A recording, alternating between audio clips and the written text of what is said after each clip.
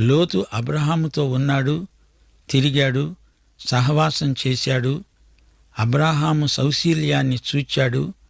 అబ్రాహాము ఆధ్యాత్మిక సుగుణాలను స్వయంగా పరిశీలించాడు. సర్వశక్తుని బలిపీఠం ముందు అబ్రాహాము ఆరాధిస్తుంటే అంతా చూచాడు, పాల్గొన్నాడు. ఇన్ని అవకాశాలున్నా లోతు శరీరానుసారిగానే ఉండిపోయాడు. లోతు ఆధ్యాత్మిక విషయాలను చూచాడే కాని ఎన్నడూ అనుభవించినవాడు కాడు. లోతు అనే మాటకు అర్థం తెర, ముసుకు. ఈ పేరు లోతుకు అక్షరాల తగిందే. లోతు లోక సంబంధి, లోకాన్ని ప్రేమించిన శరీరానుసారి. దేవుడా లోకమా అంటే లోతు లోకాన్నే కోరుకున్నాడు. అతనికి ఆధ్యాత్మిక విలువలు తెలియవు. లోకం అతన్ని మోసగించింది. అతని గాథ విషాదాంతం. దేవుని పక్షంగా నిలిచి ఉన్నతాశయాలతో బతికేవారికి ఉన్నంత నిండుదనం లోతుకు లేదు. అతని ఆధ్యాత్మిక జీవితానికి లోతు అసలే లేదు.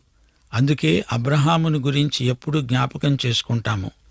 అబ్రహాము స్వంత సోదరుని కొడుకే లోతు. అయినా లోతు పరాజితుడు, అబ్రాహాము విజేత. దేవుడు రెండు మన ముందు ఉంచి వాటిలో ఏదో ఒకటి కోరుకోమంటాడు. అయితే అబ్రాము లోతుకు అవకాశమిచ్చాడు. నీకు ఏ భూమి కావాలో కోరుకో అన్నాడు. లోతు పేరాశాపరుడు, సొదొమ ప్రాంతాన్ని కోరుకున్నాడు.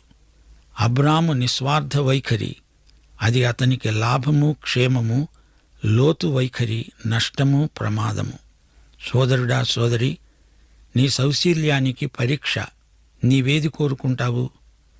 ప్రభువు సేవ, సంఘ సహవాసము కోరుకుంటే నీకు మంచి సౌశీల్యము ఉన్నట్లు. తాగుడు, దొంగతనం, అబద్ధం, మోసం మనిషి తీర్మానానికి తగిన వ్యాసంగాలు కావు. జీవితంలో బొత్తిగా విలువలేనివి ఎందుకు కోరుకోవాలి? ఫలాన్ని బట్టి చెట్టు ఎలాంటిదో తెలుసుకుంటాము. సొదొమకు దగ్గరగా గుడారం వేసుకున్నాడు.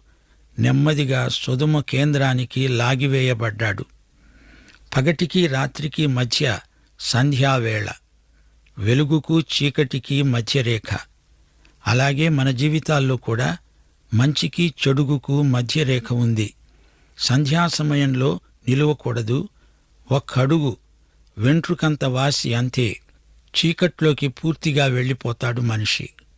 లోతు సొదొమకు దగ్గరగా గుడారం వేసుకుని గొప్ప పొరపాటు చేశాడు. సొదొమ అతన్ని లోపలికి లాగేసింది. సొదొమ పౌరులు పాపంలో బరితెగిన మనుషులు. లోతుకు అదేమీ పట్టలేదు. అతనికి కావలసిందల్లా లాభము, పదవి, శరీర తృప్తి. క్రమేణా అతని ఆధ్యాత్మిక జీవితం అడుగంటిపోయింది. ధనాపేక్ష సమస్త కీడులకు మూలం. లోతు సొదొమలో ఆర్థికంగా గొప్పవాడయ్యాడు కాని ఆధ్యాత్మికంగా, నైతికంగా భ్రష్టుడైపోయాడు.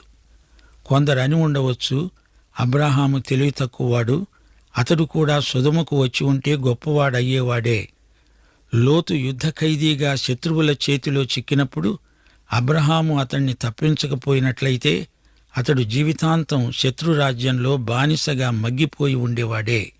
అప్పటికైనా పరివర్తన వచ్చిందా అంటే అదీ లేదు. మళ్లీ పాత జీవితంలోకి, మామూలు బతుకులోకి దిగజారిపోయాడు. ఎప్పటికాలిట్టిట్టే.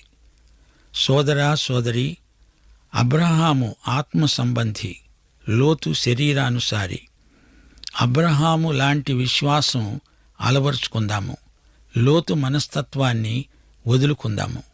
యెషయా 55:7 ఈ సందేశం ముగిస్తాను. భక్తిహీనులు తమ మార్గమును విడవాలి. దుష్టులు తమ తలంపులను మానాలి. వారు దేవుని వైపు తిరిగిన ఎడల వారి యందు ఆయన జాలిపడతాడు. వారు మన దేవుని వైపు తిరిగితే ఆయన బహుగా జాలిపడతాడు.